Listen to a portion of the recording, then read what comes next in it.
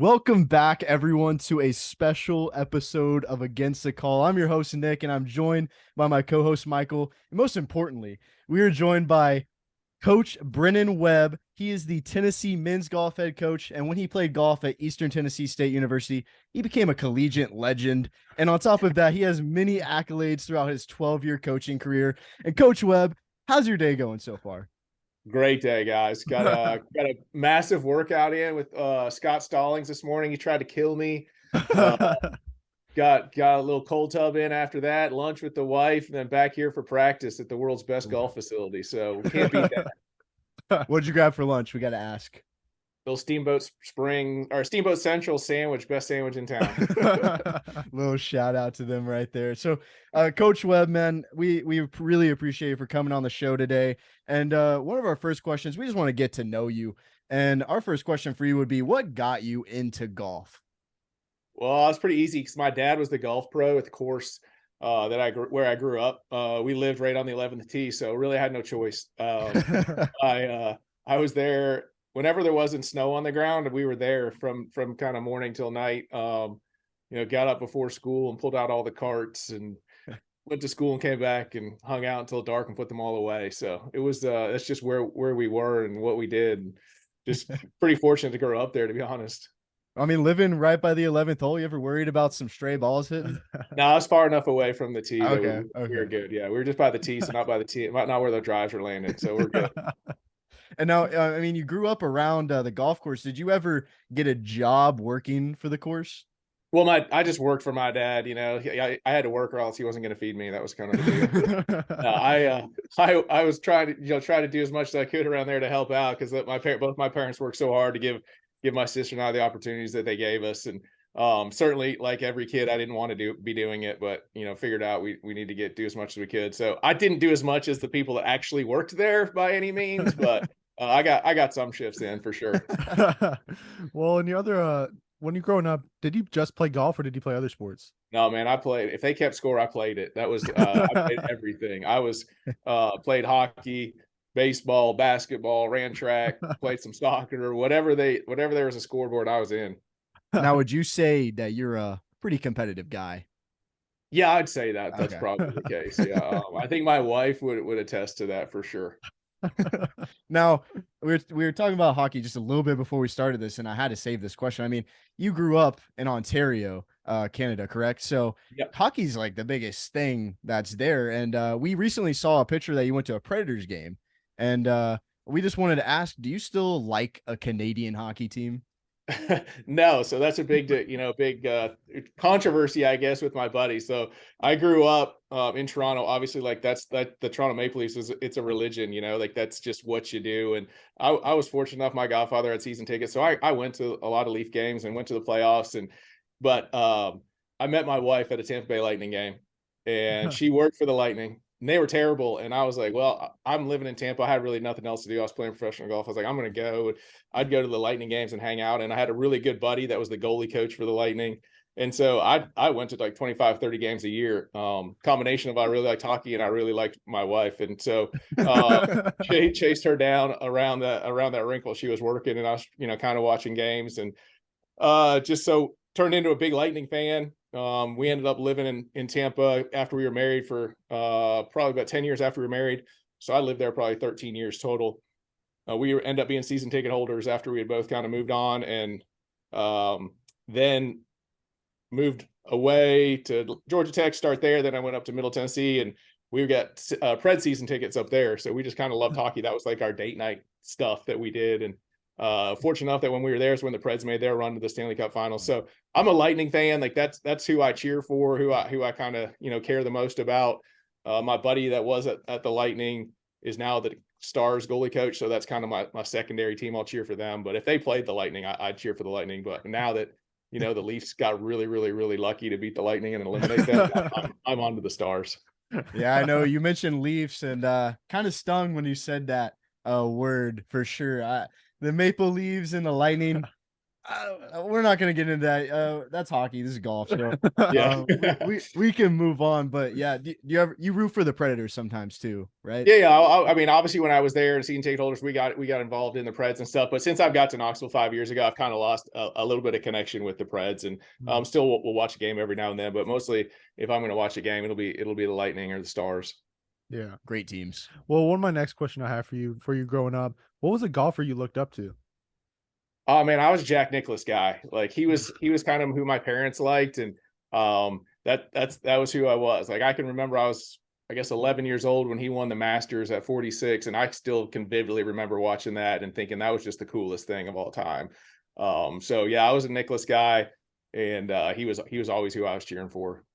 The Golden Bear. And I mean, you looked up to him, and you became a great golfer yourself. And getting into that, you played at Eastern Tennessee State University, and I saw in a recent interview that you kind of talked about the goal was to play at a college in America. And I wanted to ask you, were there any other colleges that you were looking at going to? Yeah, so I went on a couple different recruiting trips. I can remember I went to Memphis, I went out to Colorado, I did unofficial at UCLA. And then, but ETSU, East Tennessee State, it was like ninth in the country. And I literally knew nothing about college sports really growing up in Canada. I kind of knew Michigan football. I knew Syracuse basketball because those were the two things we got on TV up there. But other than that, like I didn't know what the SEC was, the ACC was. So I got all, getting recruited, and I was like, well, they're ninth in the country. Like I'll just go there. Like that sounds fine. And I loved it. And the people were cool. And the guys on the team were amazing. Still some of my best friends. And we were really, really good. And I got to be around a lot of really good players. So.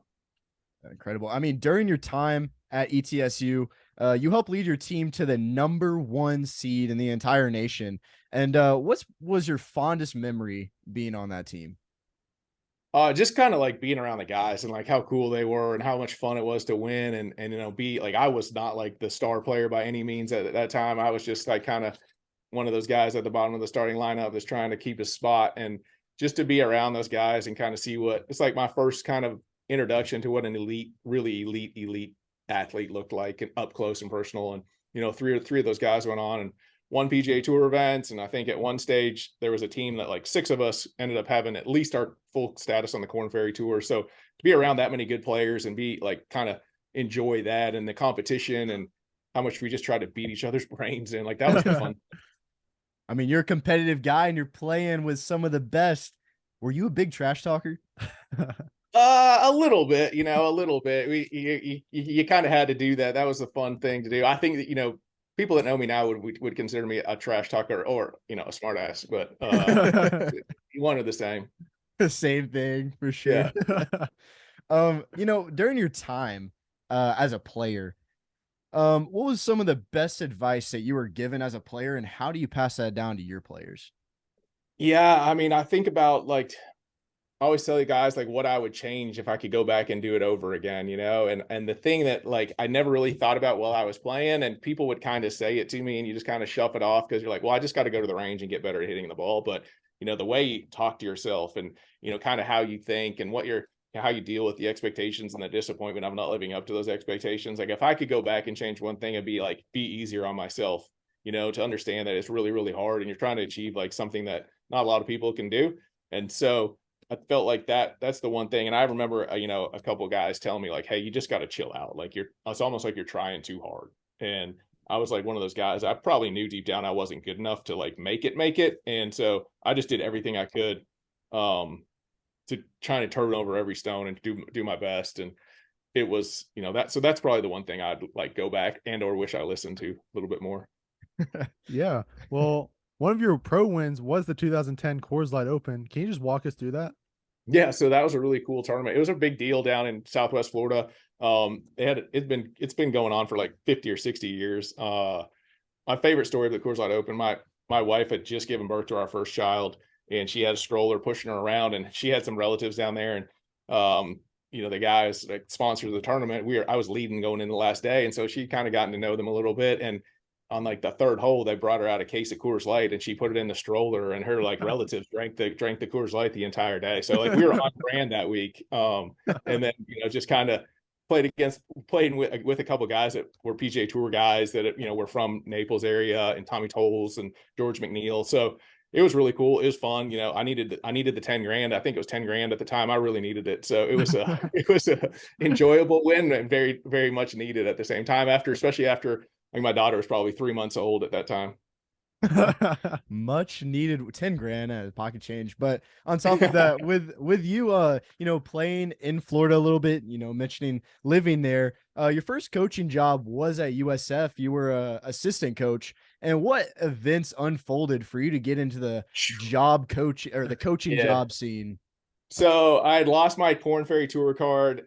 You know, like I mentioned, my daughter had just been born, and it was time to get a job. And I was, you know, I'd figured out, like, I wasn't going to make it. I was good enough to kind of get close enough, but not good enough to, like, get over that hump. And so I had done all my licenses and certifications for financial planning, and caddied for a buddy of mine on the senior tour during the summer, and just kind of studied at night, and was getting ready. I'd passed the exams, getting ready to take a job with one of my sponsors. And I was just like, it just hit me. I was like, I can't do this the rest of my life. Like, I'm going to be miserable. Like, it's just not me. I need to, like, go keep score, basically. Right. And I hounded Chris Malloy. He had just gotten the job at South Florida. He had come from Florida State, where he's the assistant, and done a great job. And he had taken over South Florida.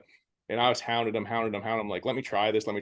And he was like, dude, we're paying like $24,000 a year. You just got a baby. Like, you can't do this. And I was like, nah, like, let me try. Like, I've got some money saved up. My wife's got a good job. She'll pay all the bills. Like, let's give me a try. And so wore him down. He didn't like hire me for like 3 weeks. And eventually he figured out, like, I'm not going to get anyone worth a darn for $24,000 a year. Like, I might as well hire this washed up pro, you know? And so got the job.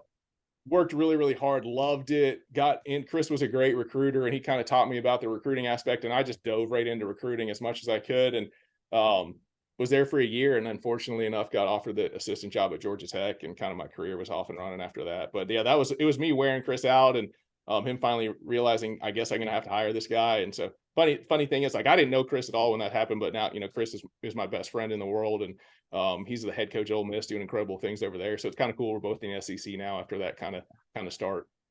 Is there a little you were kind of a trash talker, you said. Is there a little trash talk between you and Ole Miss? Oh yeah, absolutely. Like, that's my place. He gets it. And, you know, with trash talk and all that, USF, I'm a freshman at UCF. Was that rivalry relevant during your golfing days there? I mean, not so much in golf. Like, USF was terrible at golf at the time. Like, Chris kind of turned that deal around into where they became one of the best you know, programs in the country. UCF was a little bit better at golf. From a football standpoint, I can remember, you know, going, and USF was good at football then, which is hard to believe now, but they were really good. They were number 2 in the country. I can remember a big Thursday night game against West Virginia. West Virginia was number 1. They sold out at Raymond James, and it was great. But I do remember being at USF when they destroyed UCF in football that year I was there. I'll have to look it up. It's like 2011, maybe 2012, something like that. But yeah, they destroyed them. I don't remember that. That's the past. That's the past. Yeah. Well, one of my questions I have for you as a coach, what would you describe as your coaching style? How does it differ from other coaches? I'm not really sure how it differs from other coaches. I mean, I'm pretty much like, I'm pretty honest.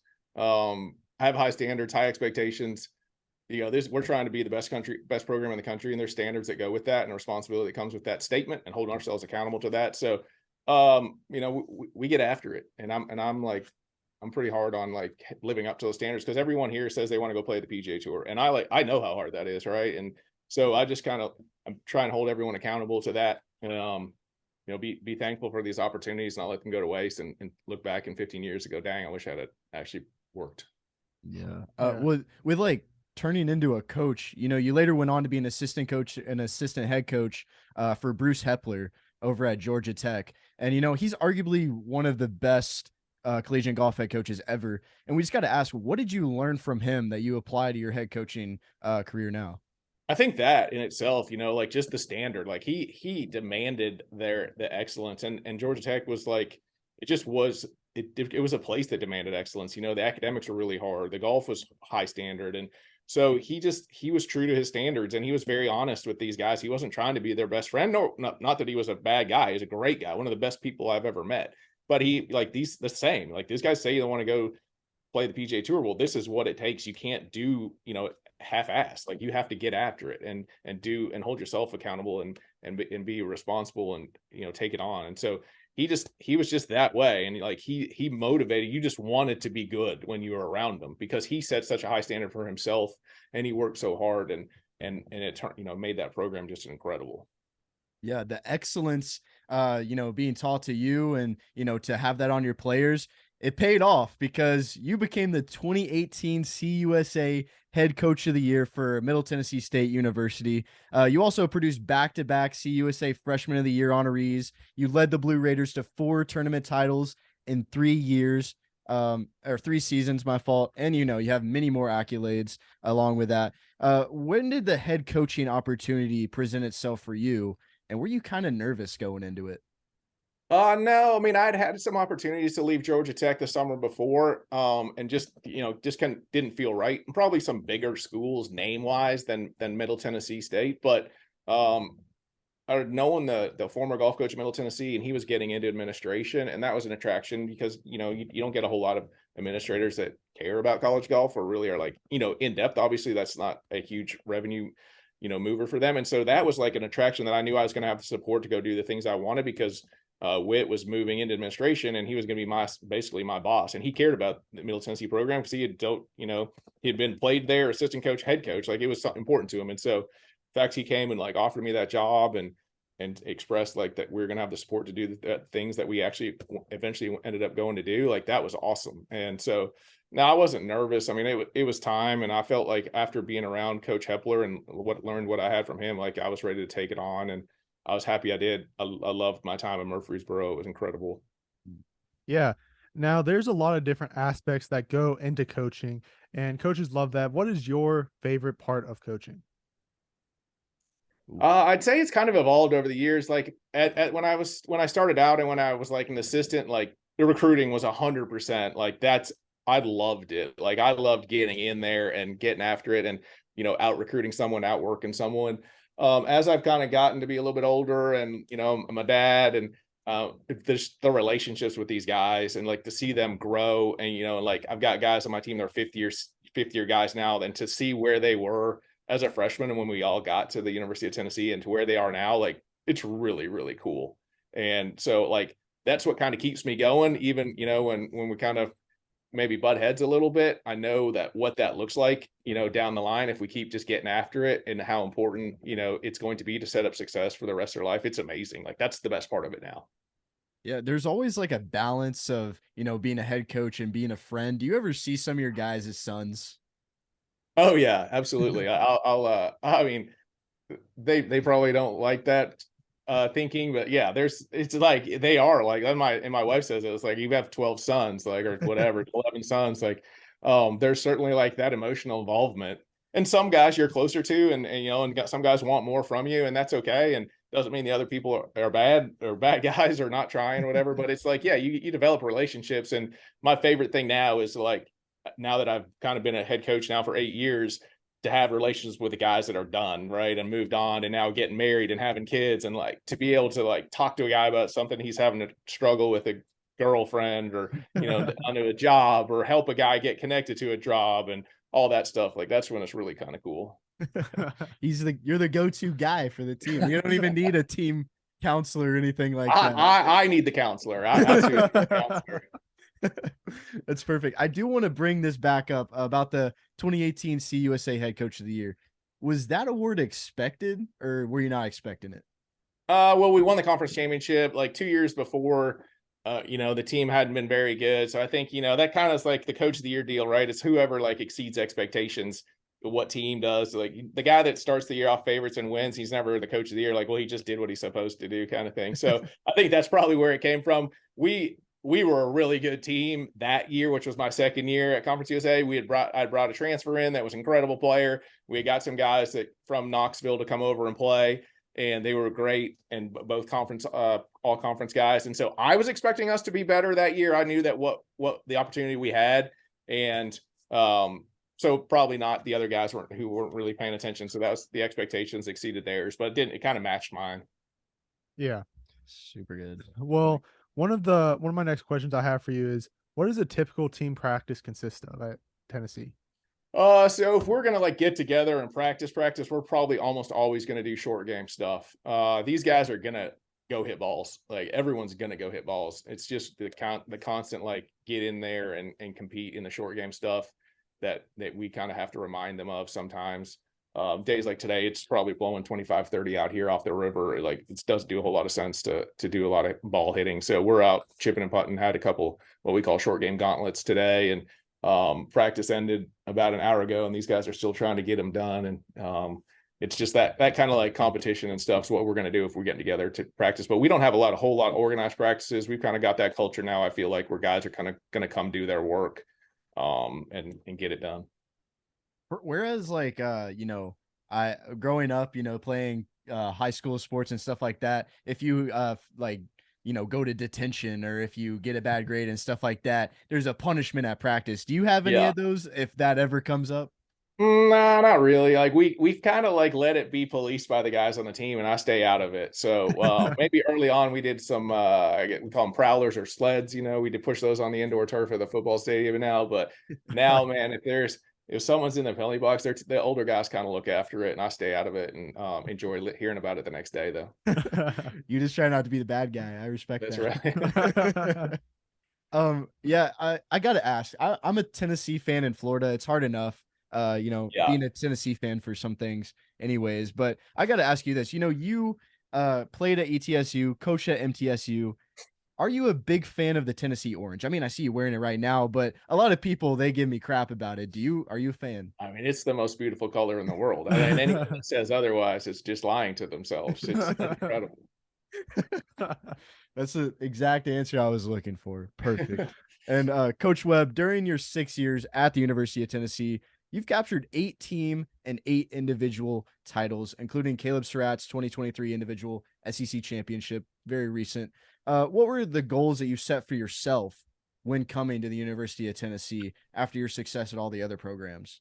Yeah, I mean, kind of just to build a program that is going to be sustainable, not just, have a couple good teams, but to build a program and to be one of the best programs in the country. And that was, my expectations. I think we probably had some success quicker than I expected, based on like the historical results. And we've kind of continued to build on it. I feel like, now we need to kind of make that next step and be a contender for the NCAA championships year in and year out. And so we're keeping building, keep recruiting at a higher level. And I feel like we're getting there. But yeah, I mean, I just wanted to build the program. It kind of had been underachieving for a few years, and needed to. There's just so many opportunities here. The resources are incredible. The players in Tennessee are incredible. It's that Power T is a big national brand, and there's no reason why we can't be a big national player in all sports, as we're kind of seeing here lately. Yeah, everything's cool. That's what I love about That's Tennessee. right, baby. And with the Mount Rushmore of head coaches, Tony Vitello, Rick Barnes, Josh Heupel, Brennan Webb. It's looking great over there at UT. Mike. Well, my next question I have for you, you have so many good Tennessee players on your team, but they are athletes. So how do you balance team practices with their academics? So they do a really good job here supporting the student athletes. I mean, they have literally, I tell everyone in recruiting process, you have to try and mess this up. There's so many people helping you from a support standpoint, whether it's the mentors or the tutors that are provided, the schedule, you get to pick your schedule. Marshall Stewart is our academic advisor and kind of oversees the Thornton Center, which is an incredible student life academic center we have for the student athletes.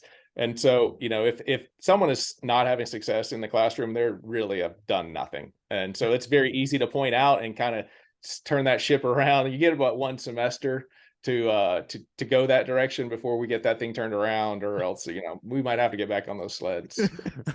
Yeah, now that Chat GPT is a thing, like I don't think it's that big of a deal. Hey, listen, school has never been easier. I wish I had all the stuff that these kids have.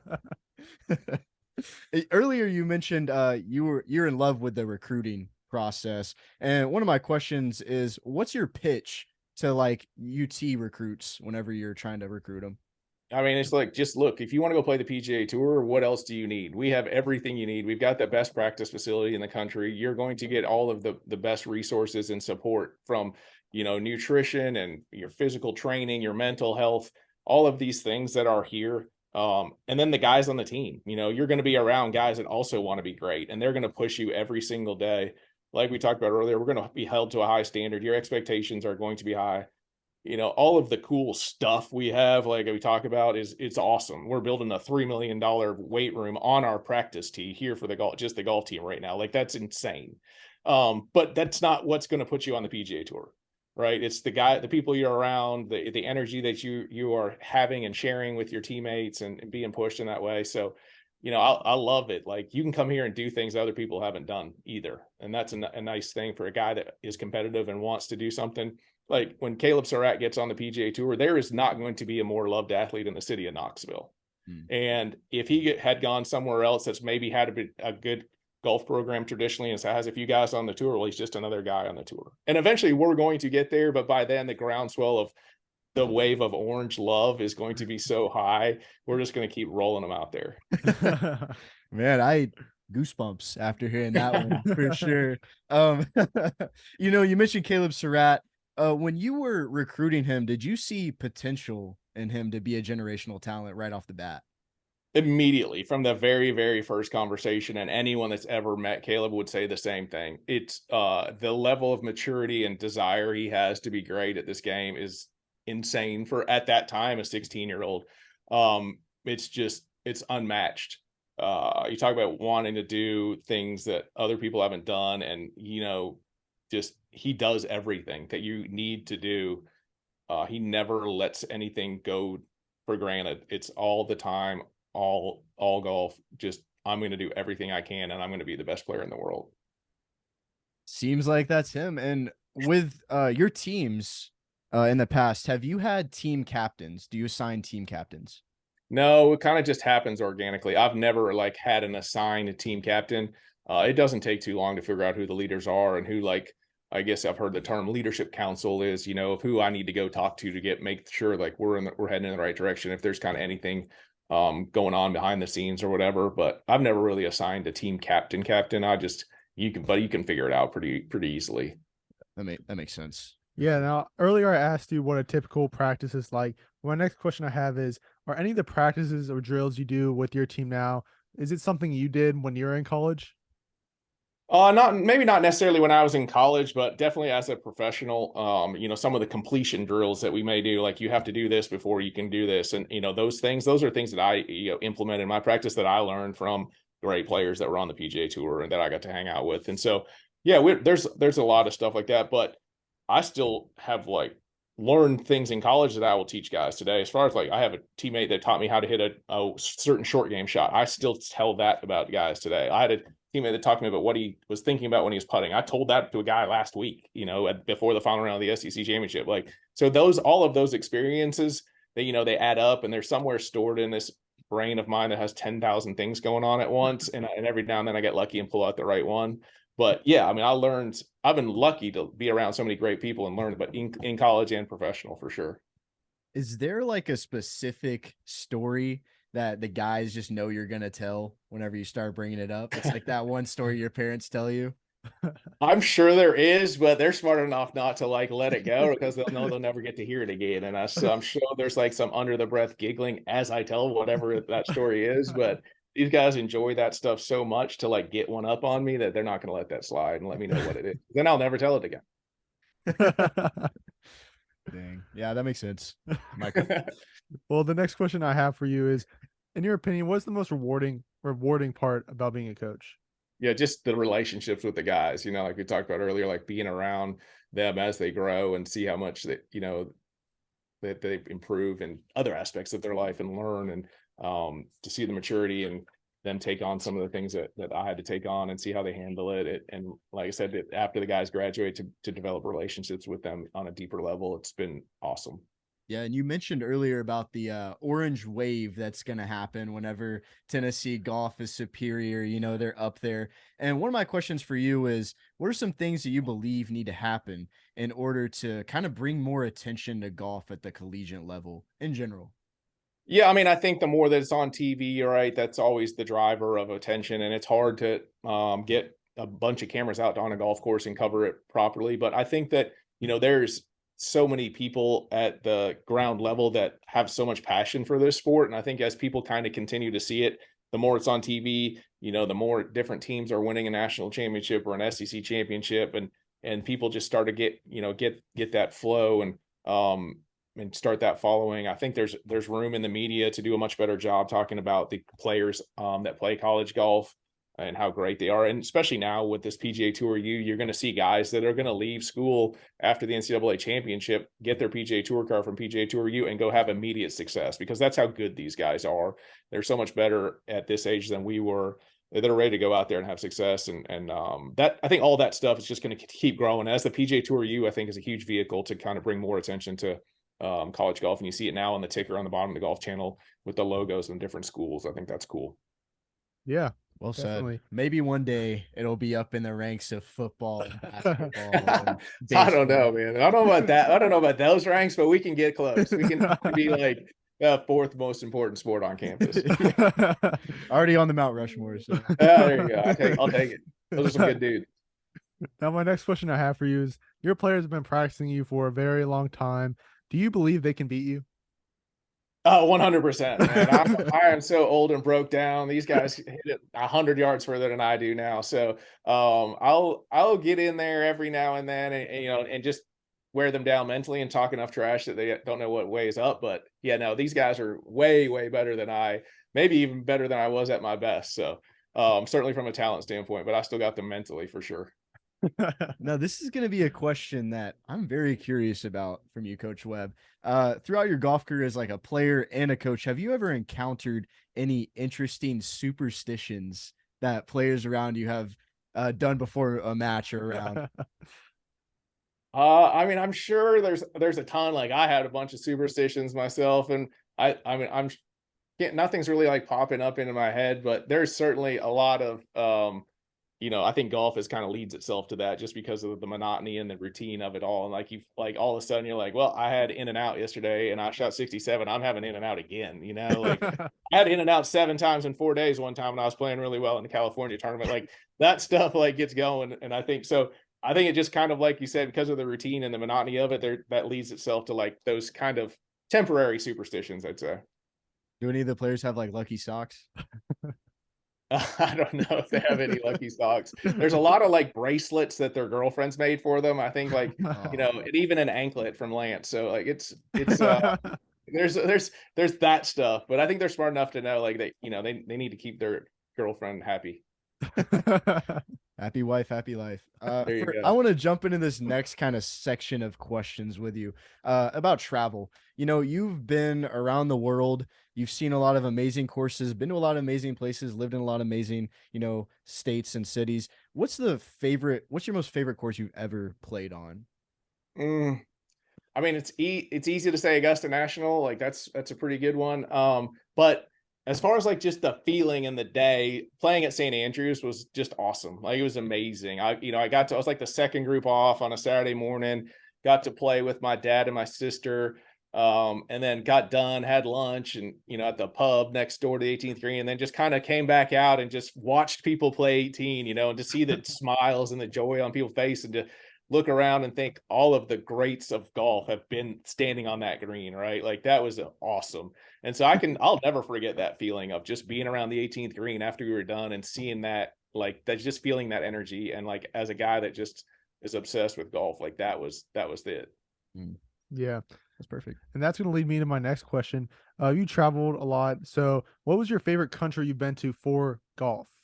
Oh, Australia for sure. 100%. I love Australia. It's, I actually got to live there when I was 11 years old. My parents were school teachers and on top of the golf course stuff. And so they did a teacher exchange over there and fell in love with it. And so then to get, my Corn Ferry Tour card and went back and played the Australian PGA, Australian Open, and then in New Zealand, it was awesome. And then I've actually, kind of turned up the notch a little bit and I've been recruiting Australia lately. So that's like, yeah, Australia's it for me. Like I could see myself living in Australia on the beach, little surfboard and just get after it. And it just, the vibe down there is like awesome. Like it's just those guys, everyone there is just chill and cool and laid back and loves the outdoors. And it's the place.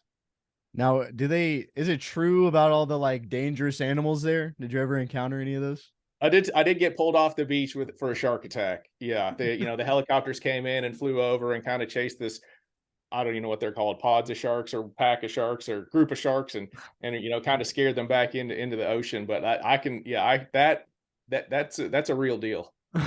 Normal Tuesday in Australia for sure. Yeah. And you've played and you've coached in different places around Tennessee. Out of all the different states and cities that you've lived in, what's been your favorite? Oh, Knoxville.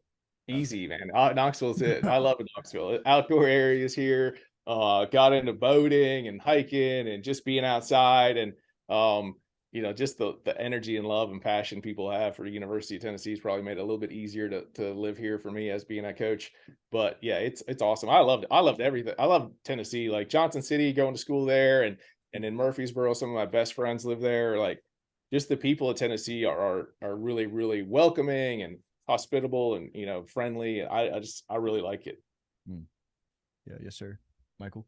Now, I'm coming down to my last few questions, but one I really want to ask you is, do you just play mini golf? I'll play that pop stroke. That Tiger Woods, the yeah. new one. That's yeah. it right there. I like that. I'd like to have enough money to open one up here in Knoxville. We make a killing. Came down to Florida for a practice trip, and we spent like 3 nights in a row down there. Definitely talking trash and hanging out and having fun. But that's a cool little setup. They're gonna make a ton of money doing that stuff. Oh yeah, they've already been raking in money. They're the mini golf of Top Golf. Like That's exactly right. pretty much what it is. Yeah, And exactly. you mentioned earlier about like the fan support at Tennessee, and one of the hardest pictures I've seen in a long time is you smoking a cigar at the Alabama game. What was that atmosphere like for you being there, and also how did the victory taste through the cigar? Man, it was awesome. It tasted sweet, is what it did. There's nothing better than beating Alabama. And so I tried to tell the guys on my team, like, this is what it was like. Like, when I was in college, we didn't lose to Alabama. And so for these guys that have never had that experience to like live that day and just to see the release of excitement from these fans that have been putting up with Alabama beating our brains in for however long they had, it's awesome to see what hype's done here. And for us to now be, somebody that can go and beat Alabama, it's awesome. Like, this place is it's rocking, and everyone's like already ready for football season again next year. Oh yeah, definitely. We don't got to worry about them in golf. So it's fine. One of my questions for you, this is outside of a lot of stuff, but I'm curious to know your opinion on it. And it's been in recent news it's all over the place. It's controversial. Somebody even say live golf. And Right. Coach Webb, do you think live golf is sustainable and able to stick around for a while? Be honest. I have no idea, because I don't know how many gazillions of dollars the people that are supporting live have, whether it's sustainable, whether they want to do it, what it is. But I like it. I think the competition is great. I think it's made the PGA Tour better, obviously, already. They've all of a sudden found this money that they can now put into these big purses. And so for my friends that are still out there and the kids that I coach that are out there, like, it's been great. And so competition, it'll work itself out eventually. But yeah, I think that's been the best part about it, for sure, is how much better it's made the PGA Tour. Yeah, and if live golf was around when you were an amateur golfer, would it have appealed to you at all?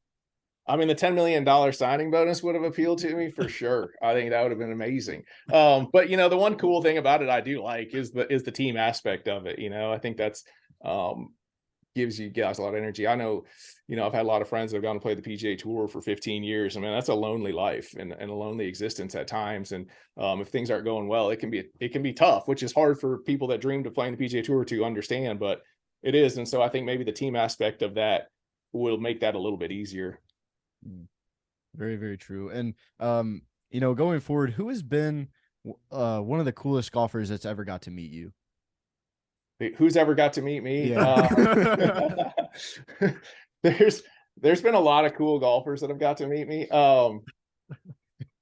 This one's probably going to surprise you, because it's not like he's a huge name. He's a little bit older, but like, one of the coolest dudes I've ever been around is the guy, John Houston. He's from Tampa, and he was just a dude. Like, nothing ever bothered him. He just kind of floated through life. And he was like Fred Couples without like the major championships. But like, John won 7 or 8 times on the PGA Tour. Like, he was incredible. But like, he was just always that guy that never really, you just like, I wish I was like him a little bit more, And then my dude, Robert Damron, I love old Robbie. He's an Orlando guy. Got to spend a lot of time playing with him, and he was the same. He's kind of always just bouncing around, happy go lucky, and funny dude. Oh yeah. Oh man. And do you have any more questions, Mike? I'm all out. I think I'm down to my last question, and I haven't yet to ask a single golfer this yet, but it just popped in my mind, so I gotta. Do you ever like Have you ever watched Happy Gilmore, and do you like it? I have watched Happy Gilmore. I'm not like a huge fan of Happy Gilmore. I'm a little bit more of a traditionalist. There is certainly some funny lines in Happy Gilmore, but I'm a Dead Solid Perfect guy. Dead Solid Perfect is without a doubt the greatest golf movie that's ever been made. It's not even close. So that's my golf movie. It's an old HBO movie, probably 1980 or 90. It's worth looking up and finding it and watching it. It's the best. Not even Caddyshack. You said it's not close. No. Right over top of Caddyshack. Dead Solid Perfect. That's the one. All right. Got to add that to the list of 100 movies to watch for sure. But Coach Webb, that's going to do it for our special episode with you. And we can't thank you enough for coming on our show. And you've been a tremendous guest to have. One of the most successful guests we've been able to have on our show so far. And we're very appreciative of you. And Michael? Thank you so much for coming on. It really means a lot to us. Yeah, good job, guys. I appreciate it. It's cool being with you. I hope you all have a good time and keep rolling with the pod, and hopefully it keeps growing. Yes, sir. Yes, sir. Thank you so much.